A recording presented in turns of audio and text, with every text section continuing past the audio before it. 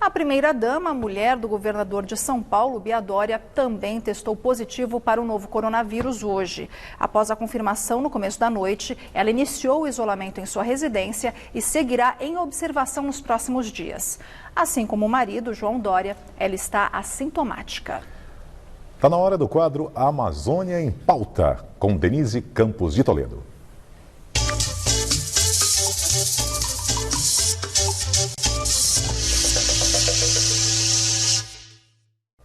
E vamos falar agora do combate ao desmatamento e a preservação da biodiversidade no Brasil. Eu converso com o João Paulo Capobianco, biólogo, doutor em ciência ambiental, ex-secretário nacional de Florestas e Biodiversidade e ex-secretário executivo do Ministério do Meio Ambiente entre 2003 e 2008, quando coordenou a elaboração e implementação do Plano de Prevenção e Controle do Desmatamento na Amazônia. Atualmente é vice-presidente do Instituto Democracia e Sustentabilidade. João Paulo Capobianco, boa noite. Oi, boa noite. João Paulo, com toda a sua experiência, eu queria saber que pontos você destaca como os que mais comprometem a preservação da Amazônia, pontos que acendem a luz amarela em relação ao meio ambiente aqui no Brasil. Olha, Denise, a questão central é a posição do próprio governo. Na realidade, nós estamos assistindo a uma inversão da posição historicamente defendida por governos anteriores, que reafirmavam uma posição de controle do desmatamento, do combate à degradação ambiental de forma enfática e ativa. É verdade que havia dificuldades, nem sempre os recursos estavam disponíveis, havia muita falha, mas havia um posicionamento muito firme em relação a isso.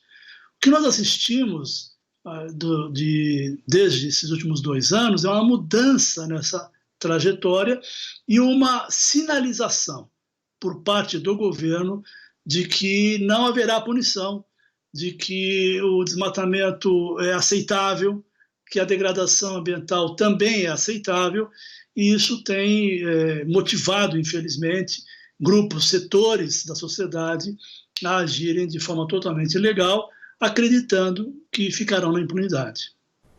E é o problema que há uma combinação de postura, de tentativas de alteração na legislação, nas várias regras para o setor, para a preservação, com fatos muito ruins, que é o próprio avanço do desmatamento, o número de queimadas, de focos de incêndio na Amazônia, em outras regiões também. Então, tudo combina para uma preocupação maior. Infelizmente, os órgãos de fiscalização e controle estão sendo totalmente desmoralizados e desmobilizados. Aqueles funcionários que agem com rigor são penalizados e não premiados, como deveriam ser. Então, nós temos uma sucessão de problemas, retirada de recursos. Nós tivemos uma perda dramática para o Brasil, que foi a suspensão do Fundo Amazônia, que tinha investimentos internacionais como doação para o Brasil atuar no controle do desmatamento na ordem de bilhões de dólares. Isso tudo foi desmobilizado, esses recursos não estão mais vindo para o país.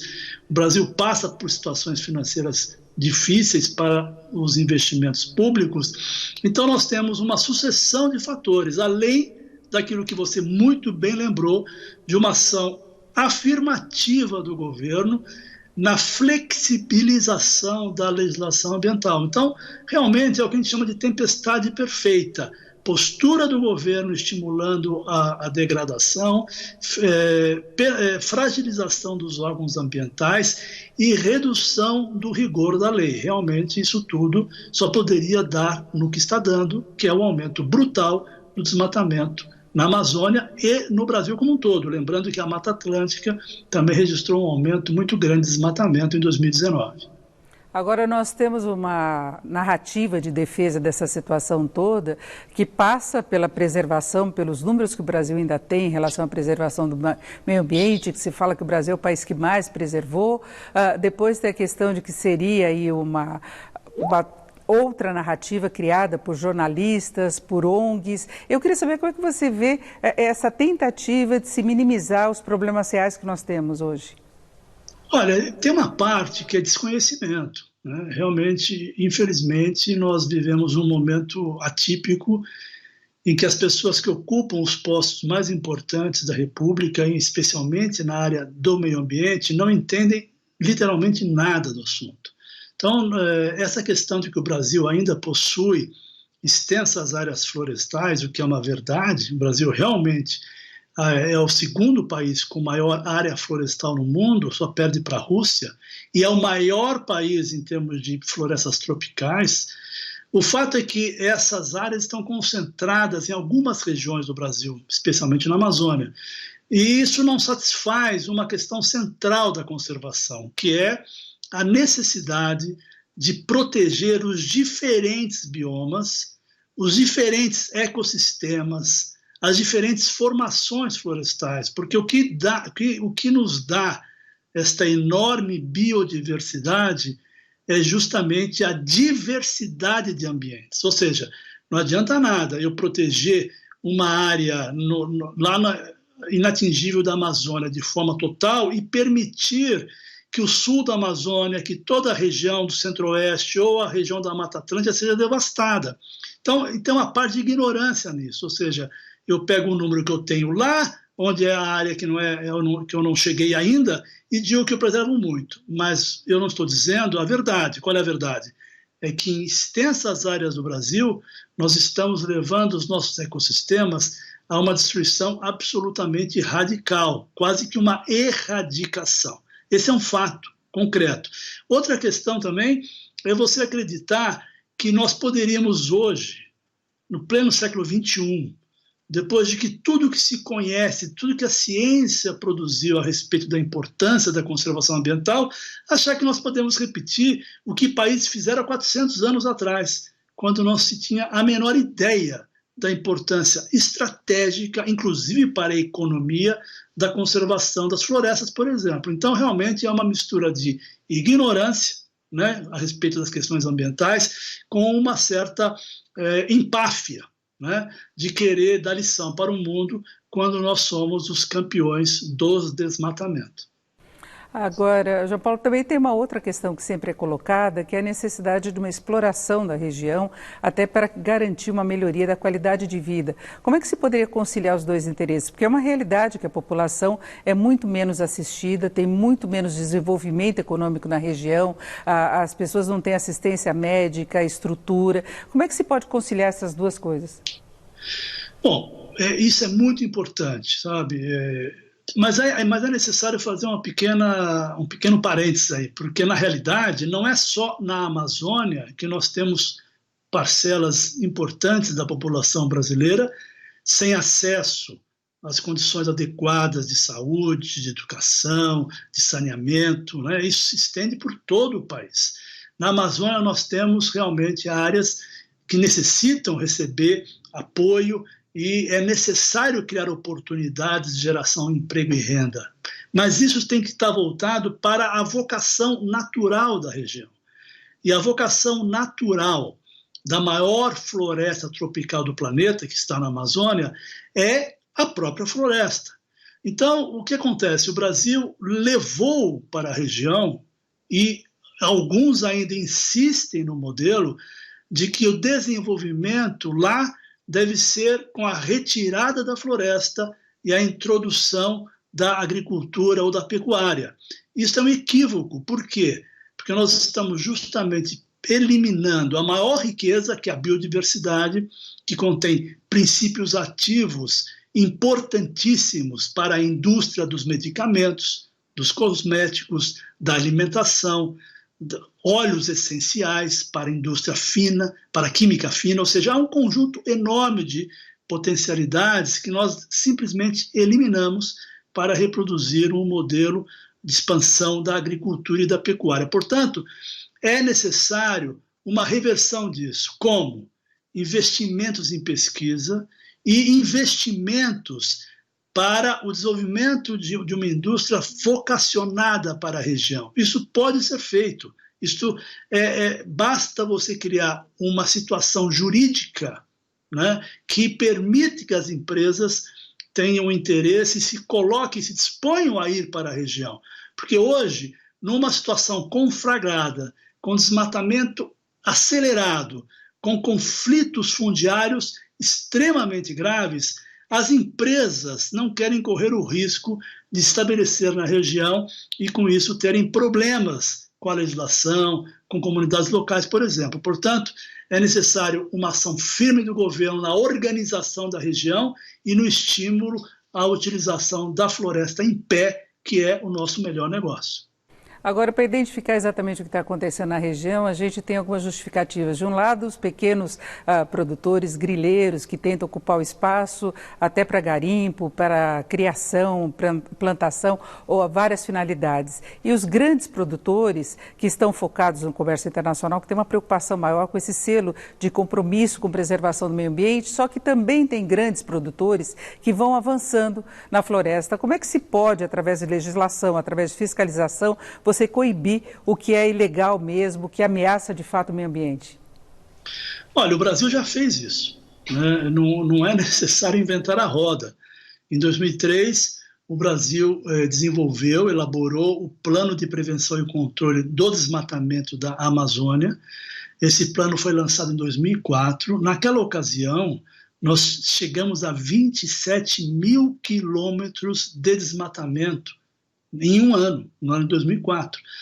O plano foi implementado com um pressuposto fundamental, Denise, que era o comprometimento de todo o governo, todos os ministérios e órgãos públicos comprometidos em reduzir o desmatamento dentro das suas especificidades e suas capacidades. Ora, o Brasil reduziu o desmatamento em 80%. Nós chegamos em 2012 com o menor desmatamento da história, 4 mil quilômetros quadrados no ano. É muito, mas era um número extremamente favorável se nós considerarmos que tínhamos tido 27 mil quilômetros quadrados. O Brasil, como o Brasil fez isso? Com uma ação firme, com uma sinalização de que a lei seria cumprida, porque nós já temos a lei, nós tínhamos o Código Florestal na época, temos o novo Código Florestal, que, se implementado, ele dá garantias à conservação extremamente favoráveis. Então, não se trata de novas leis, não se trata de grandes investimentos, se trata em você, de fato, operar com inteligência e com planejamento. Repito, isso é muito importante. Numa região de dimensões continentais como a Amazônia, não adianta você jogar 1.000, 2.000, 7.000, 10.000 soldados sem planejamento estratégico. É necessário priorizar as áreas de desmatamento, é necessário montar os cenários com base nos dados que o INPE fornece para planejar e identificar para onde está indo o desmatamento e agir com antecedência, né, agindo de forma preventiva, e uma ação muito orientada na questão do crédito, criar oportunidades de crédito para empresas que tenham interesse e vocação no uso da floresta em pé, estimulando-as para irem à região, garantindo a elas a estabilidade jurídica que elas precisam para atuar. Falando nessa questão jurídica, haveria algum espaço para regularização da grilagem antiga, porque essa discussão está colocada no Congresso, uma MP caducou, mas tem um projeto agora, de gente que já está há muito tempo. Dá para regularizar sem estimular esse tipo de ocupação? Olha, é fundamental separar o joio do trigo na questão da titulação da terra. Nós temos na Amazônia milhares de famílias de pequenos produtores rurais, agricultores familiares, que precisam e têm o direito à regularização fundiária. O que ocorre é que nós já temos uma lei desde 2009, aliás, até antes de 2009, mas ela foi reformulada naquele ano, para agilizar a titulação dessas propriedades. O que ocorre é que, a cada vez que esse assunto volta à discussão, tenta-se mudar a lei. Para quê? Para incluir nas facilidades da regularização fundiária necessária a regularização dos grileiros. Quem são os grileiros? Grileiros são pessoas, grupos, às vezes até empresas, que atuam na região, invadindo terra pública que não lhes pertence ao povo brasileiro. Eles invadem essas áreas em grandes extensões e depois fazem um processo para que haja o reconhecimento do título. É o melhor negócio que existe. Imagine você pega lá 1.000 hectares de uma área na Amazônia e invade, não paga nada por ela, porque você está pegando uma área pública, e depois você cria as condições para ser legalizado e poder vender essa terra no mercado a um preço muito alto, porque ele vai desmatar essa área. Uma área desmatada tem um valor maior para a agricultura. Então, nós temos que fazer o processo separando esses dois tipos de agente. Isso é muito fácil, porque o INCRA possui o cadastro dessas propriedades, nós temos um cadastro das pequenas propriedades, que podem ser rapidamente regularizadas, e evitando que esse tipo de atitude estimule mais invasões, porque se eu regularizo hoje o grileiro, amanhã ele vai voltar a incidir no mesmo crime, buscando a vantagem mais para frente. Perfeito, nós conversamos, ouvimos aqui o João Paulo Capobianco, que é ex-secretário executivo do Ministério do Meio Ambiente e atualmente vice-presidente do Instituto Democracia e Sustentabilidade. João Paulo, mais uma vez, muito obrigado, uma boa noite. Eu que agradeço, boa noite. Agora é com vocês.